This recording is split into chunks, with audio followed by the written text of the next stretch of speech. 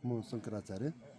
आजको हाम्रो यो मिमी पोखरीको ट्रेकको यो आज 7औं दिन 8औं दिन मलाई अत्यन्तै राम्रो लागिरहेछ। यसको यो उसमा चाहिँ नि यो एकदमै एडभेन्चरस छ। यो एकदम जवान केटाहरूले र बिलो 40 भन्छु म त, अब म बिलो 60 छु, म 58 को हाराहारीमा छु। त्यस्तो मानिसहरूले एकदम करेज साहसी व्यक्तिहरूले गर्ने ठाउँ रहेछ। बाटो अप्ठ्यारो छ, हामी चाहिँ असाध्यै एडभेन्चरस भयौँ, असाध्यै रोमान्टिक भयौँ। चिसो लाग्छ, अलिअलि दुःख हुन्छ, यो भने त सामान्य कुराहरू हो। र यो ट्रेनलाई सुधार्नुपर्ने धेरै कुराहरू छ। समग्रमा एकदम राम्रो रह्यो र यो एकदम आँट गरेर आउने मानिसहरू मात्रै आउनु होला। सजिलो छ भनेर अप्ठ्यारो बाटो हिँड्नलाई गाह्रो मानिसहरू चाहिँ नआउनु होला प्लिज।